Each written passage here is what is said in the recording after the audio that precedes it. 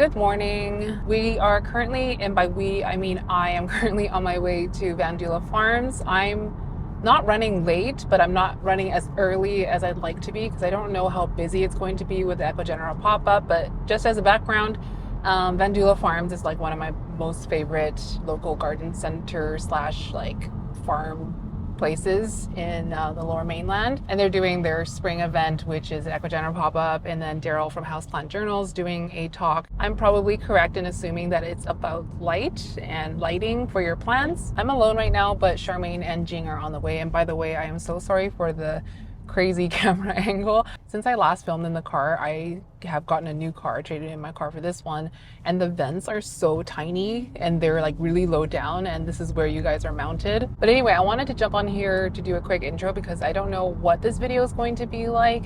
Obviously, I'm going to cover some of the event and like some of the plants at the Ecuagenera show. I personally think I might walk away with not house plants, but maybe outdoor plants because I want to plant maybe some annuals in the front yard. I've been trying to get ground cover like creeping thyme to fully take over my yard. And last year was the first year that the thyme didn't die out in the winter. So I maybe want to add to that. I'm not really sure. By the way, I am freaking starving. I did not eat breakfast as usual, and I really hope the food truck is open by the time we get there. But yeah, that is all I have for this little car segment. I will see you at Vandula Farms. You may not like the structure of this. We've had to go all the way up here and long step. You have to chop the plant and then keep the bottom part. And in fact, you can already see that this has been done several times to the plant. Variegated mame. How much is it? $300. So this leaf is nice, but like not a lot of variegation. Yeah. Yeah. And you can't see the stem. I think I'll pass. I think you. Yeah. I remember seeing this on the Ecuagenera Instagram. I think it was this plant. It looks like one of those AI plants. It's so cool. It's 125. That is quite expensive, and to grow a plant you've Enjoy never. it for 3 days. I don't know.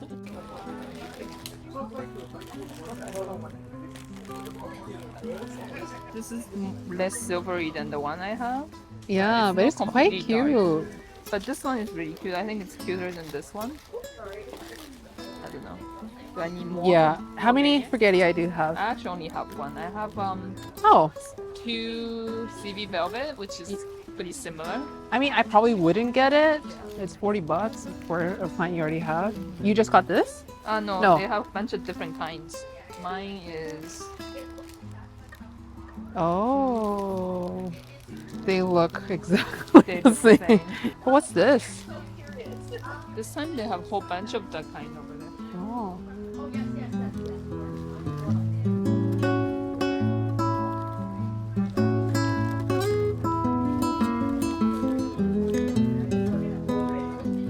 I can't with these. They're so cute.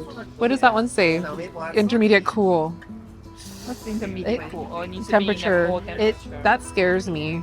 They never have like actual flowering I know. specimens here. But these are all like flowering and really cute. Yeah. They look like little peppers. They look like that. This one. Oh, that's so pretty. That doesn't even look like a real plant. It looks like a cartoon. That's so adorable. These look like peppers. That's Dried up peppers. so cute. Look at the flower on this one. Looks like bugs. Oh, mosquitoes. Kind of like cockroaches. I'm always intrigued by these like monkey-looking flowers. You see the monkey Yes. Ew. face? Ew. Oh, this one's $95. But that's such a pretty purple. Oh, it looks like a howler monkey. I don't like it. Okay, let's put it down.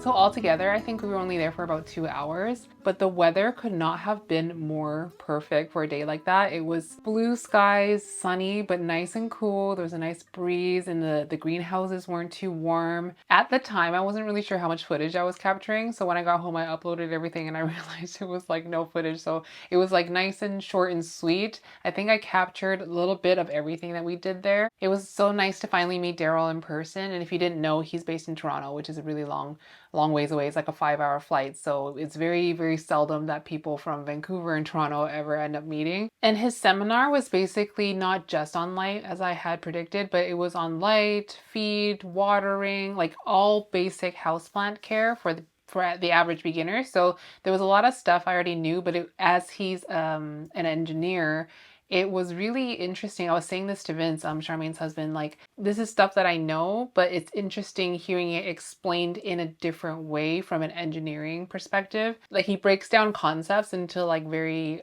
easy to digest, very understandable, relatable ways. So, like, for example, he was saying, when it comes to light, and like light is how plants photosynthesize, as we all know, but it's like if you give them 500-foot candles of light, it's basically like you're giving them an allowance of $500 to buy groceries. Whereas if you're giving them like 50-foot candles of light, then it's like giving them $50 a week to spend on groceries, and therefore the $500 budget is going to result in a more nutritious and balanced diet.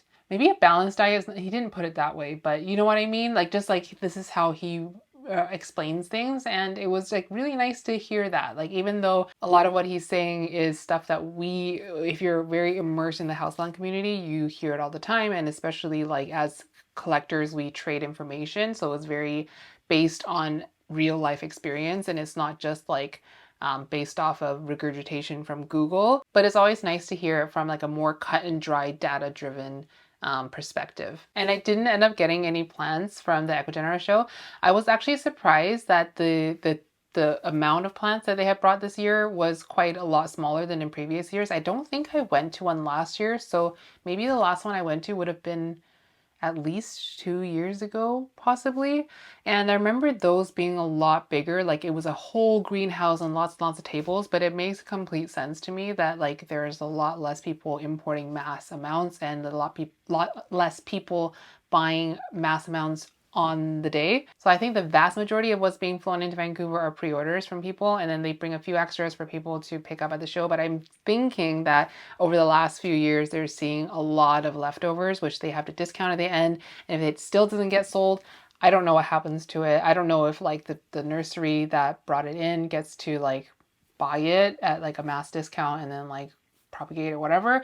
I have no idea, but I think they realizing that it was probably losing them a lot of money. So I'm not surprised. It was a lot easier to get through everything, but I didn't end up picking anything up. I wasn't really in the market for aroids. There was one anthurium I was considering getting if I had saw a beautiful one and like the price was right and it spoke to me, but I didn't even see it. I'm kind of in the market for an anthurium luxurians because I think I killed mine, and I just want that perfect luxuriance, and I probably will just like get an acclimated one at some point. I'm not in any hurry.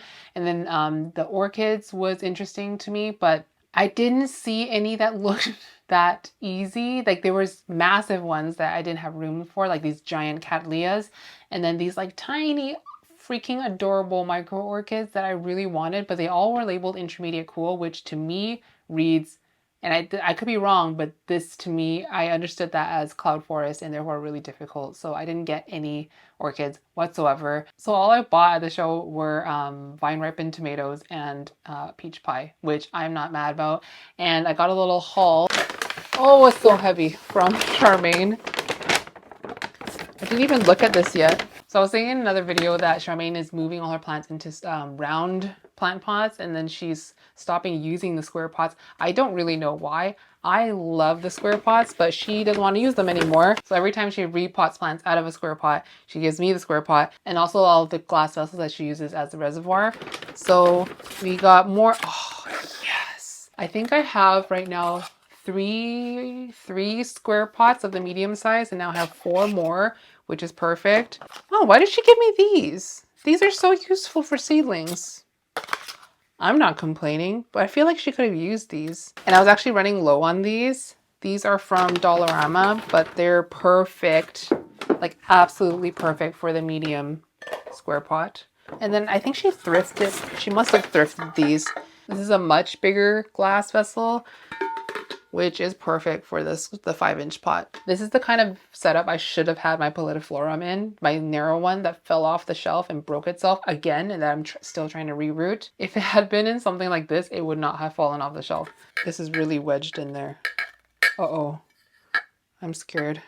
It moves this way, but up, down, it's stuck, I think, right here. Would hot water do it? Hot water will make it expand. So this will expand, but also this will expand. Would that help? Anyways, that's so boring. I'm gonna do that later. This plant room is so full of plants that we need to do something about it today. Every time I'm about to sell plants, this whole area fills up with plants, but this time it's even worse. Behind me, there is a sea of obtusum narrow-form seedlings, which is funny because I potted that up out of one single community pot. That community pot is this size, and we got 3 trays plus a little mini bin of seedlings out of it. This is actually quite a good spot for them, but I don't like it being there. I think I'm gonna have to live with it until the plant show, which I'm gonna bring it to the secret plant show to sell with Jing. But today I really wanna get a bunch of plants out of here, out of this room, from, I don't know, doesn't matter, from the tent, from over here. I want to get it out of here and into the Milsbo downstairs. There's only so much you can do to Milsbo without like doing a lot of DIY. So what we're doing today is not going to be a dramatic transformation, but it's going to be work that I've been putting off for a long time. So once we get that kind of cleaned up and reorganizing, empty up a whole bunch of space, I want to come back up here and then we can choose together some plants that's going to move out of here down into the Milsbo. I have like a very specific criteria for the plants down there. Like it has to be fairly easygoing, fairly drought tolerant, because I don't stay on top of the watering down there so much. I'd like to be, but history shows that I'm just not going to be. And then it also has to be in no smaller than a 4-inch pot. So it can't be anything like, oh, you need water. It can't be anything in like this size. It has to be ideally not in a 4-inch pot at the minimum, but even if it's in a 4-inch pot, it can't be root bound because then it will be taking up the water too fast. It also has to be a plant that I physically want to see all the time because it's going to be in my living room, glass fronts, and yeah, that's my criteria. So I like, good luck to me for picking enough plants to fill that out. My Carla berries are starting to ripen. These are the ones that I think are a self. But I won't be able to find that out for quite a while. Some of them are going to be ready to harvest within the next few days, I think. So it's going to be, I think, 2 weeks of berry harvesting. Anyways, before this turns into a show and tell video, let's go downstairs and get this Milsbo cleaned up. It is quite a challenge to film in here because there's almost no natural light, so I'm like extremely backlit, but we're gonna have to work with what we got. So before we start pulling everything out, let me just show you what we're working with. This Milsbo used to be super full of Hoyas, but ever since I stopped collecting Hoyas, as I sell them, I'm not replacing it with more plants for the most part. Milsbos usually have 2 shelves, so it's like split into thirds, but this one is just split into half. I got this wire grid from my friend who had it, someone like cut down a closet shelf for her. It would honestly look better if it was black and I could spray paint it, but I'm a bit too lazy. But this does work better for me than glass because then I don't have to stick lights to it. I can just Velcro tie it. So this is a bit more practical. So both layers have wire grids hooked. This one is hooked with magnetic hooks. These ones are like super strong. They're rated for 50 pounds each and I have had no issues holding up even like glass. And the bottom one just has S hooks that are just hanging off the wire shelf. The plants in here are not doing well. The few anthuriums I did have in here, because I did put a couple of anthuriums on this level, I've already moved them upstairs. They got so severely dried out. They were not happy. Other than the Hupersia, which is just happy as a clam, everything else is a little bit under the weather. This Hupersia that I got from Jing, it used to be like 3 plants. This one's already dead. There's one vine out of 3 is holding on for dear life. I don't even know if it's actively growing. Jing got this plant at IES and she gave a piece to me, gave a piece to Charmaine. Charmaine took it out and she said it had no roots on it, which I'm pretty sure this one had no roots either. Like, I think these are just so hard to root. So here's what I want to do. I don't know for sure. I think I kind of want to keep that wood on the top. This backing I want to take out, and there's basically a cocoa sheet in between that had stuff like sheet moss and like sphagnum moss that I had intended to like spray all the time and keep it green, but that obviously never happened. So this is actually two grids like sandwiching this. So I'm going to take it out. I think that'll make it a lot cleaner and brighter. I am very low on these baskets, so I would have to get more in order to hold more plants on the grid. That'll be a thing for another day, but I'm thinking maybe I'll get rid of this Hoya. This one is SP Tangamoose. Nope. This one is SP Tangamoose. All of the Hoya names have exited my brain. That's SP Tangamoose. Then this one is SP... I'm going to put the name right here. One huge reason why I wanted to do the show with Jing is so I can sell whole plants that I don't need to repot for shipping at the show. Because something like this Hoya I could sell at the show. It's rooted fine in pond in here, but to repot it into plastic and try to ship. Hoyas are so annoying to ship because they're so hard. So you bend them the wrong way, they'll crack. I probably should just spray paint all my baskets black. Okay, grid is out. The only problem is now I can see the wall. So that means I'm just gonna really have to fill up the grid with a lot of plants because I don't wanna see the wall. There's the outlet timer behind it. I just got a little wave of sadness for past Alice because she spent so much time making this and like her heart was in the right place, but it's just not working out. I feel bad for Why do I feel guilty and bad? I have considered getting rid of this Milsbo entirely just because I don't spend enough time and energy on the upkeep and I'm clearly not getting a lot of joy out of it. So this is basically like my last ditch effort to rejuvenize the Milsbo and then hopefully try to like put plants in here that make me want to visit the Milsbo more often. Because also part of me like does not want to sell stuff on Facebook Marketplace because it's a nightmare. At some point when we sell the house, I'm definitely gonna have to do that. So probably like in the last year of us living here, whenever that is, that will be when I sell the Milsbo. I am so covered in moss. You know what? That's a good thing because that's gonna force me to vacuum and mop the floors.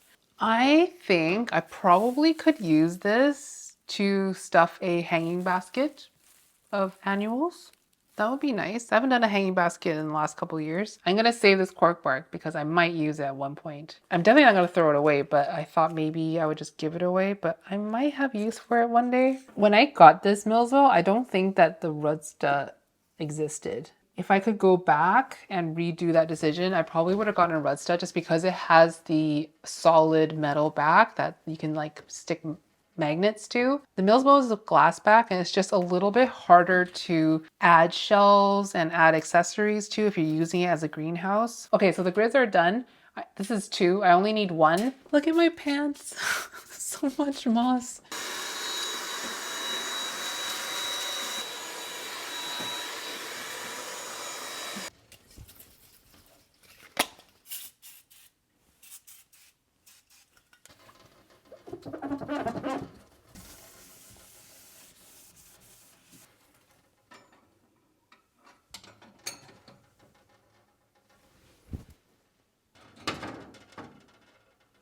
So I forgot to mention earlier that there are 2 Barina bars here, 2 10-watt ones, and then a 20-watt Monios on top. So it's like each shelf is getting 20-watt grow lights. So down here, it's not too much light, but up here, the plant has to be quite high light tolerant. So this Dendrobium, for example, I had it here-ish before, and it seems to be doing okay. As in, it's not flowering, but it's growing new leaves. But if I put an anthurium in here, it has to probably go on this shelf, which is like a little bit lower down. I staggered them a little bit. I could also move this down more.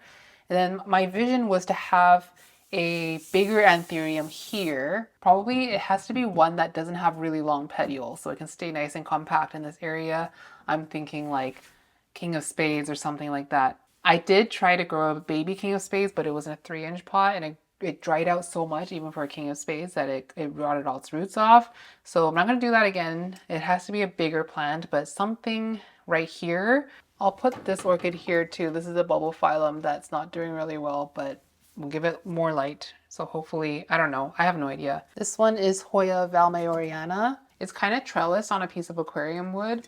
and I'm gonna leave it in here. I don't think I'm gonna sell it because first of all, I don't think anybody even wants this one. But also since it's going up a piece of wood, it kind of looks like a tree. So I don't mind it in here actually. So just to give you a quick pan, this is all that's in here now. So there's so much space for plants. And then for the top, I'm thinking of getting rid of my Hoya Eve Rocheri. I think people really like this Hoya, but it just doesn't speak to me. So I might, it lives here right now, but I probably will bring it to the show. I have another bulbophyllum here that maybe could live on the bottom row next to the other bulbophyllum. And then this little spot could be a good spot for an anthurium because it's not so close to the lights. This is I think this is dead. This is a Phragmipedium that I was told you should never let it dry out, and I let it dry out for probably a month straight, and then this happened, and I don't think it's gonna recover, so we're gonna say goodbye. But as I'm looking at this right now, I don't think I'm gonna super change anything up here. Like I said, I might sell that, I might sell that Polynera,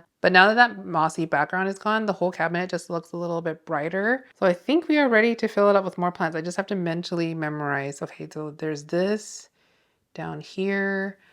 I got a little spot here and here. Okay, time to pick some plants.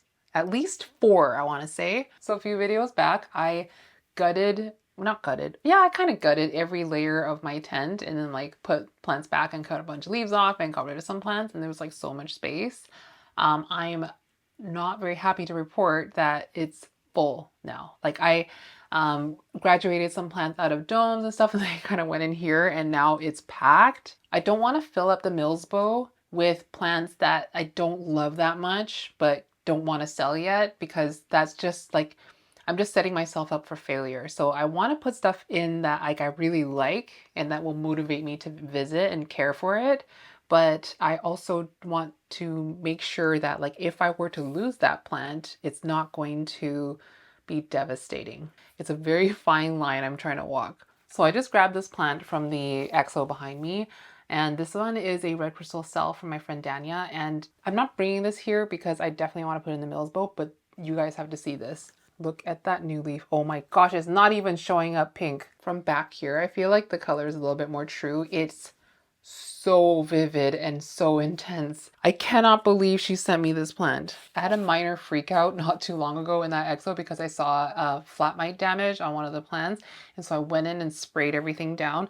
Luckily, I don't see any flat mite damage on this new leaf, so I think we're good. But how insane is the pink? Like, I don't have any red crystals this hot pink. Here's the last leaf. The pink does stay on the veins. So far for me, it's like a little bit more elongated, but also at the same time, this leaf got, I'm trying to remember what happened to this one. I think it dried out while the leaf was expanding, and that's why it expanded a little bit lopsided. But this one, I have been keeping up on the watering. It's got a good amount of weight to it. I'll just give it a little splash more water while this one is growing a leaf, but this one's expanding way better. No flat mite damage, thank goodness. This is an option because it's in like a bigger, not bigger, it's in a 4-inch pot and it's not fully filled it out with roots. There's only some here, and I only recently repotted this into, this is tree fern pond. But this is an option because the EXO there, it doesn't seem to like absolutely adore it in there because it's not super high humidity. I think the Milsbo is slightly higher humidity than the EXO because it is weather sealed on the sides. So I might bring this one down. Another plant that might do well down there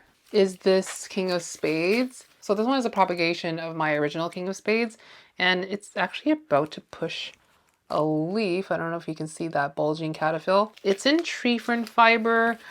I want to say this one's okay to bring down there. I'm going to give this a little bit of water. I want to say it's okay to bring down there because it grows so slow being a King of Spades, and also in that EXO it's being shaded from above a little bit, so it's not getting quite as much light, and I think this one probably wants a little bit more light.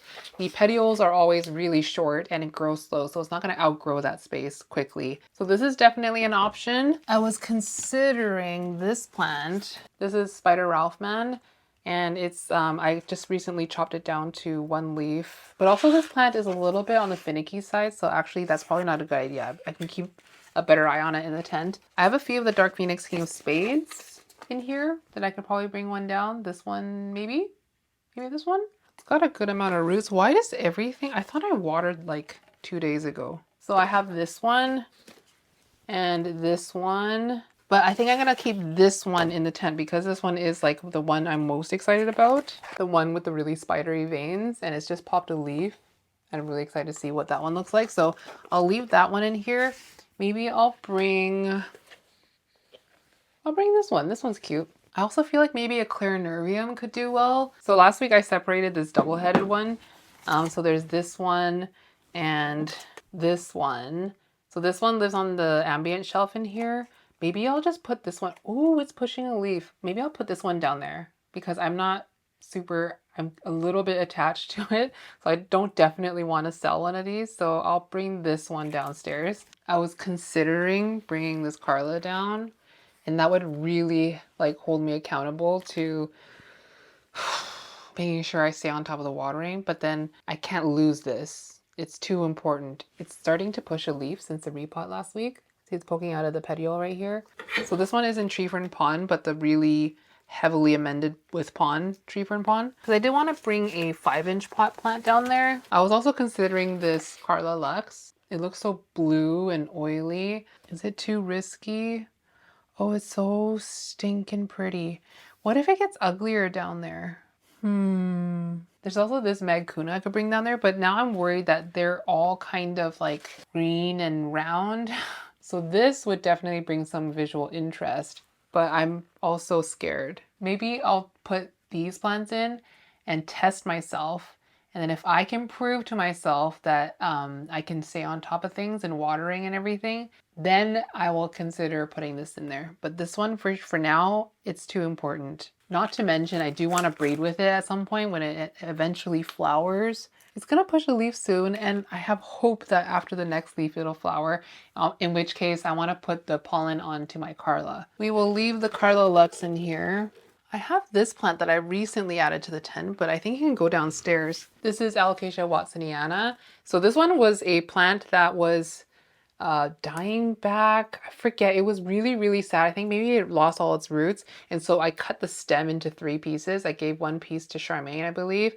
And this cutting grew a beautiful new leaf. And this used to live in a dome. I graduated out of the dome into this glass vessel, into pond, and it's grown all these new roots. I think this is like 2 weeks worth of roots. So it's proven to me that it has acclimated out of the dome. So I think this one can actually live in the Milsbo since it's so warm in it. Fingers crossed. This is a pretty dramatic allocation in my experience, but I'm going to top it up with a little bit more pond because I can see all these roots starting to form. Okay, so now we have 4 plants and a maybe, and the maybe being the red crystal self. I'm gonna think about it for a bit, but I will meet you guys downstairs with the plants. All right, so all the plants are in now. So this is obviously not the final because I'm going to be like moving things around over the next few weeks, up to a month. There's still some plants in here that I plan on selling, but for now, this is, I feel like, what's gonna work for the plants. So this is the Dark Phoenix King of Spades. In the lighting on my Milsbo, I feel like the green on this plant is so much more vivid, but that's the only plant I added to the top layer. I did move the Hoya Valmayoriana up here because I needed some space down here. So this definitely could use some more styling. I decided not to bring the red crystal self from Dania down here just because I was just too scared of killing it. It might sound funny because a Milsbo is supposed to be like somewhere that you can really baby your plants, but just my I just know my habits too well, and I really neglect this cabinet. I put these 2 Hoyas back in just because I have nowhere else for them to go before I sell them. And then for these shelves, I ideally wanted this one a little bit higher just to kind of balance it out so there's not so much negative space up here. But then I was looking at it and it was just like too much light for these orchids, I think. I also brought my begonia Sarawak here. It was living in very dark high humidity exo. It's got a lot more light now, which I think might make it less blue, but I did want it in here just to bring some more variety. And then there's 2 orchids here. Here's the clarinervium, and then this one is a Carla Pap by FDG Self. This is from Pau and Josh. I got it as a little tiny seedling. It was like this size when I got it. So it's finally starting to show its traits, and I just recently potted it up into 4-inch from, ooh, I don't have anything that size, but it was in a little seedling pot. The Watsoniana I put here just because this can get really tall. I really hope it lives in here, but anyway, this one can get really tall, and I wanted to give it some vertical height. And then the King of Spades, as I said, is about to push out a new leaf. So hopefully it resumes. I just gave it a water. It should be good for a while. And I just got one more bulb phylum here. I had it on the floor originally, but then I thought maybe it's better just to raise it a bit. So anyway, it's not looking gorgeous. It's not looking like a show-stopping display. But the main thing is that I got some plants out of my plant room and like the tent isn't as full anymore. So I have more room to move plants around within the exos and kind of like restyle things in there. And I still plan on doing that little walkthrough video for you guys. But for now, I think this is where we're gonna end it today. I don't know why, but that really took it out of me. I think part of it is because like I feel this like unresolved itch that I don't really love how it looks, but you know what? That wasn't really the point. The point was to get rid of that background and make some more space in my tent. But before I let you go, I just wanted to show you a plant for no good reason other than the fact that I don't know when I'm going to show it to you again and for what reason I would show it to you. One of the hybrids I made, the RA5 by Fortune Ralphinum, put out a new leaf and look at this. It is such an intense, vibrant orangey pink. Look at the back. It's so pink. And the ears and the veins. Every time I look at this plant, I can't believe I made that. Like, I made that. I made this hybrid. I did find 2 more of these hybrids. It's in a bin and they're a lot smaller because it's still in a seedling pot that I might consider selling in the future. But the way that this one is turning out makes me want to hoard a little bit more. Like, I feel like I maybe should keep more than just one, but oh, I just love this plant so much. I feel like everyone got so sick of paps for so long that I feel like maybe we've reached the low and then like maybe the interest is coming back up. Anyway, I just wanted to show you this before I sign off because this is the most vibrant emergent leaf it's put out. And a lot of times bright color in anthuriums is from colder temperatures, but I will say through the winter, it hasn't put out a leaf this vibrant. Anyways, I hope you guys enjoyed this mishmash video. I have a lot of cleaning to do, so I'm going to leave you here. Like I mentioned before, now that there's a little bit more room, I'm going to be doing a little bit more organizing and pulling things for sale. So I should hopefully have like an updated like walkthrough for you in the next video or 2. But with that said, I hope you guys are having a great weekend so far. I love you guys so much and I'll see you in the next one. Mwah!